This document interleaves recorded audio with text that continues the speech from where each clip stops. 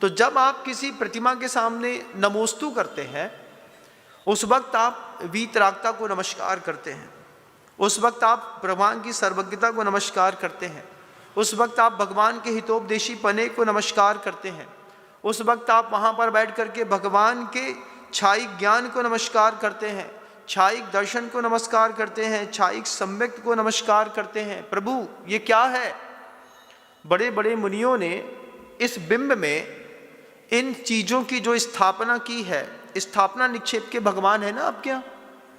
असली वाले भगवान कहाँ हैं? वहाँ पे। तो ये क्या नकली वाले हैं? नहीं, ये भी असली भगवान है। लेकिन जब तक प्रतिमा बस दिखाई देगी तब तक आपकी पूजा आधी मानी जाएगी। वो आधी पूजा भी, आधा पेट भोजन भी तो काम करता है ना, उतना सुकून नहीं देता, लेकिन सुकून तो मिल जाता है महाराज। तो अभी आपको आधा पेट का भोजन करने की आदत रही है बरसों से। कुंदकुन भगवान के जो उद्घोष हैं, जो जानदी अरिहंतम दब्बत गुणत पज्जयत तेहिम, द्रव्य से, गुण से और पर्याय से प्रभु को पहले समझ लो। तुम समझो, प्रतिष्ठा पराग उठाओ, जिनसेन स्वामी का प्रतिष्ठा ग्रंथ उठाओ, उसमें बिना पंच कल्याणक के एक बार पंच कल्याणक की विधियां को पढ़ो। उसमें देखो कि प्रभु के उस बिंब में किस किस चीज की प्रतिष्ठाचार्यों ने, मुनिराजों ने, आचार्यों ने स्थापना की है। जब हमको ये पता चलेगा कि यहाँ पर इतनी चीजों की स्थापना कर दी गई है, चिरकालम इयम वज्रमय शरीरम चिरकालम नंदतु तिष्ठ ठठ स्वाहा, उसमें वज्रवशम नाराज सहनन की स्थापना है, उसमें वज्रमय प्रतिमा की स्थापना है, फिर उसमें आयुष प्राण इह प्राण स्फुरतु स्फुरतु स्वाहा, बाद में उसमें इस पूरे प्राण को, कान को, नेत्र को, आंख को, जिह्वा को, उन सब को मंत्रों के माध्यम से जागृत कर दिया। जागृत करके वह प्रतिमा जो कल तक पाषाण थी अब लाइव हो गई, सजीव हो गई। अब वो जो जागृत प्रतिमा है, उस जागृत प्रतिमा में जो तुमने अर्घ चढ़ाया, अब ये प्रतिमा के सामने चढ़ाया कि प्रतिमा के अंदर में स्थापित शक्तियों के सामने चढ़ाया? क्या विचार है? स्थापित शक्तियों पे अर्घ चढ़ता है। स्थापित शक्तियां क्या क्या थी? प्रभु का अनंत दर्शन, ज्ञान, चरित्र, सुख, स्व चतुष्टय, अव्याबाद, अनंत सुख, उसके बाद तप, महातेजा, महादर्पा, महादार्यो, महाज्ञानी, महाध्यानी।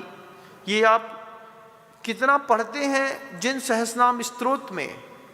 उन जिन सहस्रनाम स्तोत्र में पढ़ करके एक तो देखो तो असंस्कृत तो संस्कार है, प्राकृतो वैकृतांतिकता है, एक एक शब्द की प्रभु जी की उस बिंब में स्थापना है। अब जब आप जिन सहस्रनाम स्तोत्र की पुस्तक हाथ में लेकर के प्रभु के सामने बैठ करके पढ़ेंगे, आपको दिखाई देगा कि भगवान की इस प्रतिमा के सामने बैठ करके जिन सहस्रनाम स्तोत्र पढ़ने पर समझ में आएगा कि प्रभु के अंदर क्या क्या गुण है। तो जो जानदी अरिहंतम दब्बत्तम, द्रव्य से गुण को जानना, परम औदारिक शरीर है। क्या होता है परम औदारिक शरीर? एक बार चिंतन करो। नख केस नहीं बढ़ते तो प्रभु का उस स्वभाव का चिंतन करो। आधा एक घंटा ऐसा बैठे रहने मात्र से कुछ ना होगा। पहले ज्ञान चक्षु अज्ञान तिमिरान धानान ज्ञानान जन शलाकया चक्षुरून उन्मीलितम येन तस्मई श्री गुरुवे नमः। उन श्री गुरुओं को नमस्कार है जिन श्री गुरु ने अज्ञान से आवृत इस आंखों में ज्ञानांजन सलाकया, दो ज्ञान के अंजन रूपी सलाका से दोनों की दोनों आंखें आंज दी। आंजने के बाद ऐसा ऐसा मिचमिचा के देखे दूसरे दिन तो बिल्कुल साफ दिखाई देता है। क्या दिखता है? प्रभु की प्रतिमा में क्या क्या देख पाए तुम आज तक? प्रश्न खड़ा करूंगा आपके सामने। अगर सिर्फ पाषाण की प्रतिमा देखी और बस इतना ही देखा, हमारे अतिशयकारी शांतिनाथ जी भगवान है, भैया क्या आदसा है तुम्हारे भगवान का? थोड़ा हमको भी तो बताओ। नख केशों का कभी न होना, रुधिर क्षीर सम श्वेत बहे, सर्वांगो में सामुद्रिकता, सदा सदा न स्वेद रहे। ये प्रभु के गुण हैं। रूप सलोना सुरभित होना, कैसे है? सलोना रूप है प्रभु का, और प्रभु के शरीर से गंध आती है, सुगंध। आपके यहाँ तो लगानी पड़ती है तब आती है, प्रभु में से रूप सलोना सुरभित होना, तन मन में शुभ लक्षणता। वज्र बना है, अंकुश बना है, सिंह बने हैं, गज बने हैं, हाथी बने हैं। 1008 लक्षण से प्रभु का पूरा शरीर मंडित है। तन मन में शुभ लक्षणता, हित मित मिश्री मिश्रित वाणी, सुन लो और विलक्षणता। क्या हितमित मिश्रित वाणी प्रभु आपके मुख से निकलती है। उसके बाद कहते हैं उपसर्गों का कभी न होना, ये भी एक शुभ लक्षण है। नंदीश्वर भक्ति को कभी प्रभु जी के सामने बैठ करके शांति से पढ़िएगा। जब आपको लगेगा रहे जिनालय धरती पर ये श्रमणों की संस्कृति धारे, सदा सदा से सदा काल से सुचितम प्राकृत छवि वाले। कैसी छवि है प्रभु की? आपकी छवि कैसी है संसार में और उनकी छवि कैसी है संसार में। उनकी सेवा करने के लिए असंख्यात देवी देवताओं को नियुक्त करता है सौधर्म इंद्र। वहां पर नियुक्ति होती है।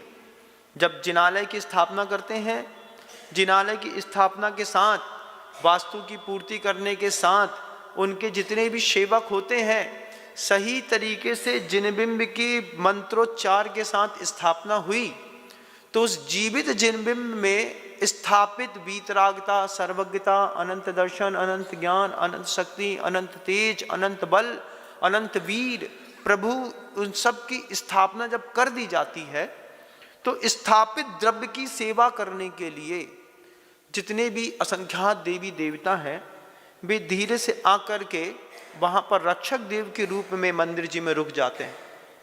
जब वे रुक करके ठसाठस वहां पर भर जाते हैं। कैसे? ठसाठस असंख्यात देवी देवता एक एक जिनालय में अदृश्य है, क्योंकि उनका औदारिक शरीर नहीं है, वैकृत शरीर है। मान लो तुम 6 फुट की हाइट के साथ खड़े हो और इसके ऊपर बैठ करके कोई देव प्रभु की पूजन कर रहा है, कोई सामने ही बैठ करके कर रहा है, कोई नीचे बैठ करके कर रहा है, कोई साइड में खड़ा होकर के कर रहा है, कोई दीवार में उल्टा लटक करके प्रभु की पूजा कर रहा है। कभी कल्पना करना अपने मंदिर में ऐसे अदृश्य कितने असंख्यात देवी देवता प्रभु जी के मंदिर के अंदर जाकर के पूजा कर रहे हैं। कोई उल्टा लटक करके पूजा कर रहा है। क्यों? मुझको ऐसी पूजा करूंगा तो मुझे भगवान ऐसे ही अच्छे लगेंगे। वो अपनी साधना भी दिखाता है, प्रभु की पूजा करता है। कोई देव देवी के साथ परिवार के साथ पूजा कर रहा है, कोई अकेले पूजा कर रहा है, कोई वहां पर नृत्य कर रहा है, लेकिन वैकृत शरीर है तो आपको दिखाई नहीं दे रहा। जय जैन दोस्तों, अगर आपको मेरी वीडियो अच्छी लगती है तो प्लीज़ मेरे चैनल को लाइक, शेयर, सब्सक्राइब करिए और इसी तरह से अपना प्यार देते रहिए। धन्यवाद।